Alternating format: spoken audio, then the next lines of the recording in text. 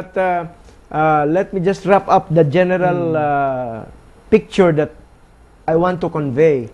So now that he has allegedly killed himself, which was his response to the embarrassment that he allegedly suffered in the hands of Senator Trillanes or Senator Jinggoy or Colonel Rabusa or Heidi Mendoza, he was treated to a full military honors and treated like a hero.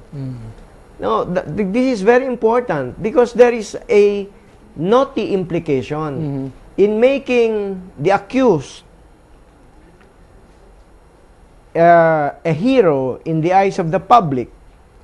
There is a naughty implication that the ones charging him, George Rabusa and Heidi Mendoza and Colonel Sunny Lim, are kontrabidas. Hindi po pwede yan. Hindi po tama yon. Kailangang iwasan natin na madala ang ating kaisipan doon sa implikasyon na iyon. Bakit? Dahil kaya nga tinanggap sila sa Witness Protection Program, gobyerno na mismo ang kumikilala na may batayan yung kanilang mga pasabog na iyon at hindi pa natatapos. Kaya ang tanong ng taong bayan, yung paratang na nakakahiya sa kinikilalang bayani ay maaaring totoo at maaaring hindi totoo. I think you would consider that a fair statement. Okay. That the accusation may be true or not true. Pero ang tanong ng taong bayan ay ganito. So, if it is not true, why will a bemedaled soldier shoot himself? Dahil pagka kasinungalingan niyang sinasabi sa iyo, at ikaw ay sundalong malalim ang karanasan at nagpapalaga sa dangal ng iyong sarili, ng pangalan, ng iyong mga magulang, ng iyong pamilya, lalaban ka. Ay, baka mabaril mo yung nagsisinungaling. Pero hindi mo itututok yung baril sa sarili mo. Mahirap tanggapin iyon. Hindi basta-basta malulunok ng kahit na pangkaraniwang taong bayan yan. Ngayon, pumunta tayo dun sa mga detalye. Ang sabi, alas 7, nagpunta sila dun sa puntod ng, sa May Loyola, no? Puntod ng nasirang ina ni General Reyes. At kasama yung dalawang anak na lalaki, isang driver at isang aide. 4. Ang tanong, desidido na ba siya magpakamatay o hindi pa?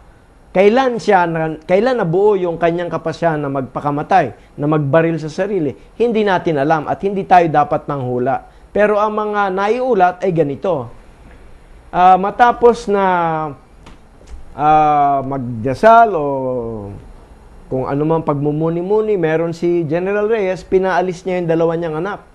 Tumayo, may kinausap sa telepono, sa cellphone, at maya-maya, may nakakita daw from 20 meters away, isang caretaker na hindi sila naman talagang kakilala, at nakita daw na naglabas ng baril, sa kaliwang kamay, tinutok sa dibdib, pong! May narinig na lang na putok. Hindi sinabing, nakita niyang ipinutok. Narinig na lang, tapos bigla silang napatingin, as nakita na, nakasalampak na yung katawan ni General Reyes dun sa puntod. At yung puntod daw ay napuno ng dugo. At meron pang isang sapatos na naiwan nung binitbit na siya pauwi. At ang sabi nung nakakita, yung baril daw ay binitbit ng isa sa mga anak. Ayun po yung mga kaganapan na iulat. Tapos, 7:30 yon, 15 minutes, itinakbo sa labor hospital. Sa labor hospital, dumating sila mga 7:45. Sabi naman ni Secretary Ona na nagkataon na nandoon. Patay na. Nung 8:30, sinabi gano'n, ginawa na. 45 minutes, they tried to resuscitate him.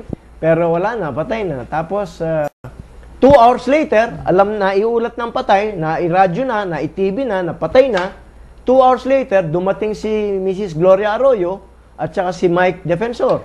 Kung bakit, hindi rin natin alam at hindi tayo dapat manghula. Dapat nagtatanong ang mga pulis, di ba? Yes. Ang mga investigador. Mayroon namang sinabi si General Nick Bartolome, yung NCR head ng pulis, na siya ay lumikha ng isang special task force upang mag-imbestiga.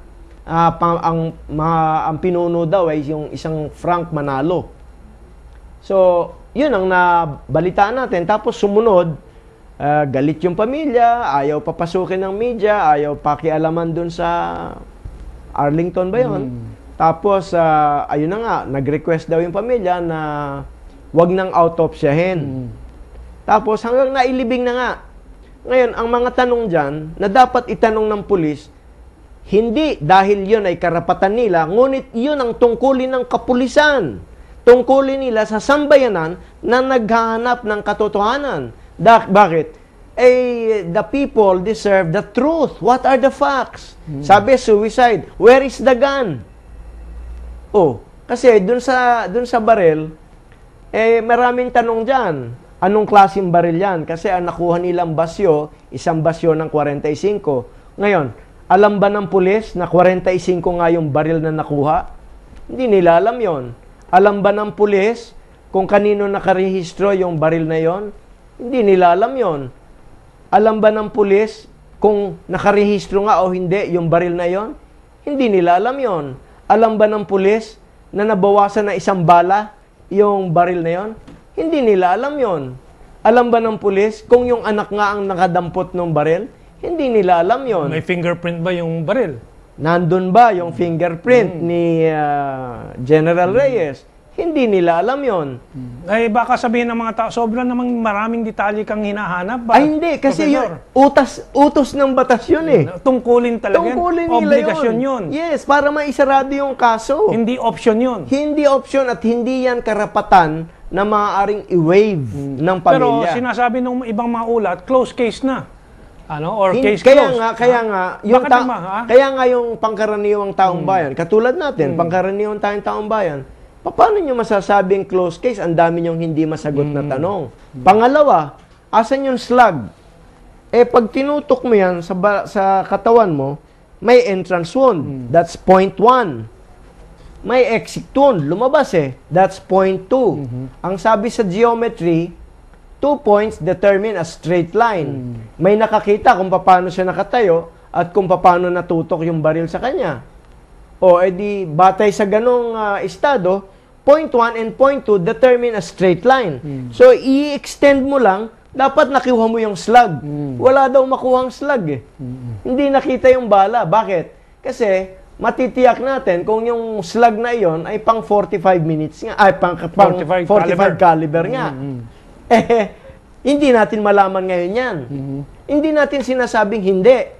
Pero ito ang mga tungkulin ng ating kapulisan sa paglilingkod nila sa tambayan ng Pilipino. Anong nangyari? Ang sinasabi, winave nung nag-request na lang sila na wag na mag-autopsy. Hindi maaari. Because that waiver, even if it is a right, is contrary to law and contrary to public policy because it will stop the police from doing their legal duties. Assuming there is waiver. It does not apply because in this case, the police cannot waive a duty. Rights may be waived, but duties cannot. Therefore, they are guilty of not performing their duties unless they come up with a report later. Assuming that they're still investigating. Pero may naiulat na Pumayag na silang wag mag-autopsy. Nailibing na. Paano nila ngayon malalaman kung may smudging doon sa katawan? Paano nila ngayon malalaman kung ano yung trajectory ng baril na dumaan sa katawan? Paano nila ngayon malalaman kung yung dugo na naiwan doon sa puntod ng ina ni General Reyes ay yung dugo na nanggaling sa katawan ni General Reyes? Okay. Hindi ko sinasabing hindi, pero kailangan ng taong bayan malaman iyan. Okay, we're going to take our break and tutuloy natin itong mga detalyadong pagsusuri po nito. Don't leave the dial.